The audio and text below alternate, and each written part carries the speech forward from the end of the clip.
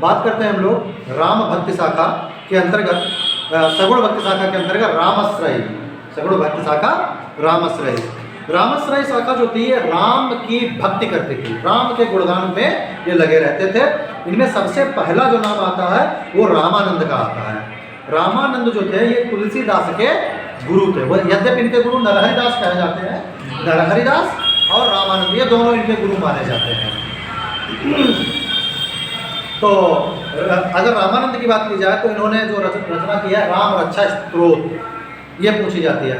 और अगर बात की जाए तुलसीदास की तो तुलसीदास की रचनाएं कितनी हैं?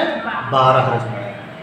तुलसीदास ने 12 ग्रंथ या 12 रचनाओं को रचा था, 12 ग्रंथ लिखे थे इन्होंने।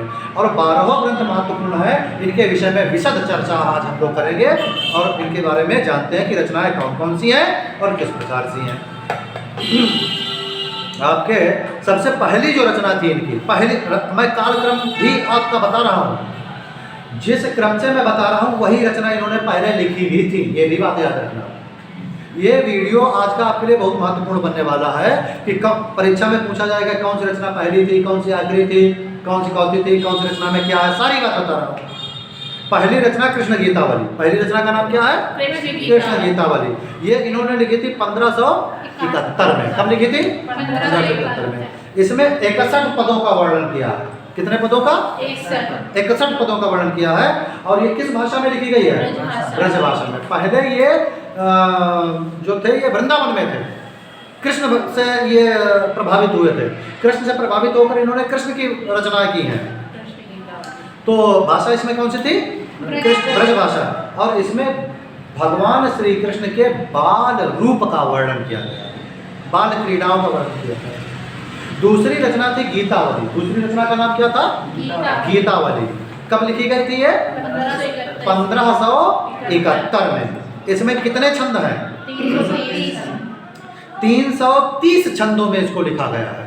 इसमें भाषा कौन सी रहेगी? ब्रज भाषा। कौन सी भाषा रहेगी? ब्रज भाषा रहेगी। और 7 कांड हैं। एक बात मजेदार मैं आपको बता दूं, कांड की अगर पूछी जाए बात तो कांड 7 ही लिखे इन्होंने सब में। या तो कांड है नहीं, और अगर कांड है तो 7 ही कांड है। तो ये बात हमेशा याद रखना, सबसे मजेदार बात है ये। रामचरितमानस में कितने कांड? 7। अभी मैं आपको बता रहा हूँ गीतावली, इसमें कांड कितने? 7 ही कांड आएंगे। ये बढ़िया बात है याद रखने के लिए। और इसमें राम का कथा वर्णन किया गया है, लेकिन भाषा कौन है? ब्रज भाषा। ये एक ऐसा ग्रंथ है जो राम कथा और ब्रज भाषा, याद रखना। कौन सी है? गीतावली। अगर कृष्ण गीतावली का नाम आ जाए तो कृष्ण के बारे में है तो क्या हो जाएगी? ब्रज भाषा। अगर केवल गीतावली है तो अवधी भाषा हो जाएगी। ठीक, ब्रज भाषा। तब भी इनकी ब्रज भाषा है। हाँ, राम की कथा है। लेकिन हाँ, श्री रामचरितमानस, श्री रामचरितमानस तीसरी किताब थी इनकी। किताब नहीं, ग्रंथ। किताब कहना तो इसके लिए तुच्छ रहेगा। ये तो विश्व प्रसिद्ध ग्रंथ है ना। रामचरितमानस ये कब लिखी गई थी? 1574 ईस्वी में। अवधी भाषा है इसकी और 7 कांड। ये सबसे लोकप्रिय ग्रंथ है। कैसा ग्रंथ है ये? लोकप्रिय ग्रंथ है। अगली इनकी रचना है दोहावली। क्या रचना है? दोहावली। चौथी रचना है दोहावली। कब लिखी गई थी? 1583। कब लिखी गई थी? 1583 में। इसमें 573 श्लोक हैं। दोहा है 573 दोहा। और ये नीति, भक्ति, नाम, महिमा, मतलब इसमें इन्होंने ईश्वर के नाम को, गुणगान को क्या है, नीतियाँ बताई हैं, भक्ति की है, तरह तरह से इनके महिमा का गुणगान किया है। कितने पदों में? 573। 573। अब बात करते हैं विनय पत्रिका की। अगली इनकी रचना है, 5वीं रचना है विनय पत्रिका। रचना का नाम क्या है? विनय पत्रिका। और कब लिखी थी इन्होंने ये? 1550। कब लिखी थी? 1550। इसमें पद कितने हैं? 280 पद। 280 पद हैं। भाषा इसकी ब्रजभाषा और शांत रस में लिखी गई है। कौन सी रस में लिखी गई है? शांत रस में लिखी है। अगली रचना इनकी पार्वती मंगल। क्या रचना है? पार्वती मंगल। किस सन में लिखी गई है? 1586 में। 1586। इसमें छंद कितने हैं? 164 छंद है। किस भाषा में? अवधी भाषा में लिखी गई है। इसमें पार्वती जी के विवाह का वर्णन किया गया है। किसका वर्णन किया गया है? पार्वती के विवाह। शिव पार्वती का जो विवाह हुआ है उसका इसमें वर्णन किया गया, इसीलिए इसका नाम है पार्वती मंगल। ठीक। 8वीं रचना है रामलला नहछू। 8वीं रचना का नाम है 7वीं जानकी मंगल। 7वीं रचना है जानकी मंगल। छूट गए, जानकी मंगल। जानकी मंगल कब लिखी गई है? देखो 1586 में कई रचनाएं हैं इनकी। 1586 में इन्होंने लिखी है जानकी मंगल। कितने छंद हैं? 216। भाषा कौन है? अवधी। किसका विवाह वर्णन है? राम सीता। भाई जानकी मंगल है तो जानकी जनक की पुत्री, इसका मतलब सीता और राम का विवाह वर्णन हुआ है। फिर है रचना रामलला नहछू। क्या रचना है? रामलला नहछू। यह 1586 भी है। कब रचना हुई है? 1586। केवल 20 छंद इसमें लिखे हैं। केवल 20 छंद, बहुत छोटी सी रचना है। 20 छंद लिखे हैं। अवधी भाषा। राम विवाह के समय राम लला का, नहछू का जो यज्ञोपवीत हुआ है उसका वर्णन किया गया। यज्ञोपवीत का वर्णन केवल, बस। अगली रचना इनकी गंभीर रचना है वैराग्य संदीपनी।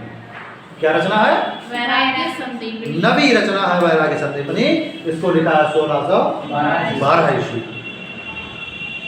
62 से 68 छंद है, ब्रजभाषा में लिखा है। इसको अखिल ज्ञान का सार कहा जाता है। इस ग्रंथ को क्या कहा जाता है? अखिल ज्ञान का सार। ये ज्ञान का भंडार किताब थी। बरवा रामायण 10वीं किताब है इनकी, बरवा रामायण।